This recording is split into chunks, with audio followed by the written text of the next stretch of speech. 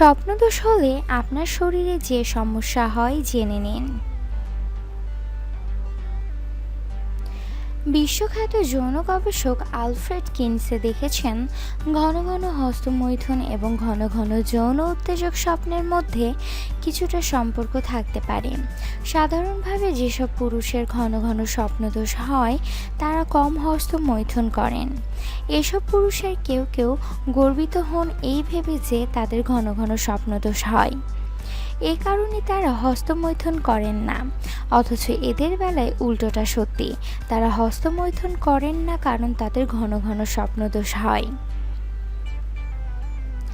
একজন পুরুষের স্বপ্নদোষের মাত্রা বেড়ে যায় যদি তিনি টেস্টোস্টেরন সমৃদ্ধ ওষুধ গ্রহণ করেন।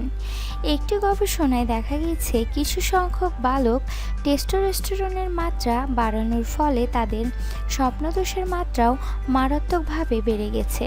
17% থেকে বেড়ে দাঁড়িয়েছে 90%। বয়সন্ধিকালে 13% পুরুষের প্রথম বীর্যপাতের অভিজ্ঞতা ঘটে স্বপ্নদোষ হিসেবে, তবে অনেকেই ঘটায় হস্তমৈথুনের মাধ্যমে। স্বাভাবিকভাবে বীর্যপাতের পরে পুরুষাঙ্গ শিথিল হয়ে যায়, তবে স্বপ্নদোষের ক্ষেত্রে বীর্যপাতের পরও পুরুষাঙ্গ শক্ত থাকে। যদিও স্বপ্নদোষ প্রতিরোধ করতে কিংবা বন্ধ করতে বেশ কিছু চিকিৎসা রয়েছে, তবে অনেকেই সেই চিকিৎসার মধ্যে যান না। হিক্কার মতো স্বপ্নদোষেরও অনেক ধরনের ঘরোয়া প্রতিষেধক রয়েছে, তবে তার কোনো বৈজ্ঞানিক ভিত্তি নেই। তাছাড়া স্বপ্নদোষ কোনো শারীরিক ক্ষতি করে না বলে এবং কোনো ধরনের সমস্যার সৃষ্টি করে বলে সাধারণত চিকিৎসা গ্রহণের পরামর্শ দেওয়া হয়।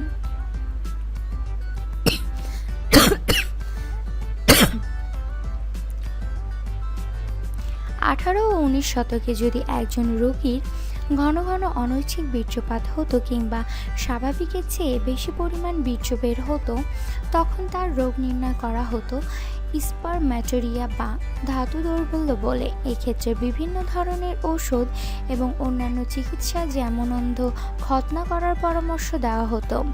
বর্তমানে কিছু হার্বাল ওষুধ দিয়ে অনেকে এর চিকিৎসা করলেও তার কোনো বৈজ্ঞানিক ভিত্তি নেই। প্রচলিত ধারণা স্বপ্নদোষ নিয়েও অনেক রোগী স্বপ্নদোষ হওয়াকে মারাত্মক রোগ বলে মনে করেন। তাদের ধারণা যৌবনে এটা একটা প্রধান যৌন সম্পর্কিত রোগ। কেউ কেউ নানা ধরনের চিকিৎসা করা নন্ধ, এমনকি স্বপ্নদোষ ও হস্তমৈথুনের জন্য প্রচলিত ব্যয়বহুল চিকিৎসা করান। তাদের এই অজ্ঞতার সুযোগ নেন অনেকে। স্বপ্নদোষকে ভয়াবহ রোগ হিসেবে অভিহিত করে রোগীর মনে আতঙ্ক সৃষ্টি করেন। এতক্ষণ ভিডিওটি দেখার জন্য আপনাকে অসংখ্য ধন্যবাদ। ভিডিওটি ভালো লেগে থাকলে প্লিজ চ্যানেলটি সাবস্ক্রাইব করুন, ভিডিওটি লাইক ও শেয়ার করুন। Thank you.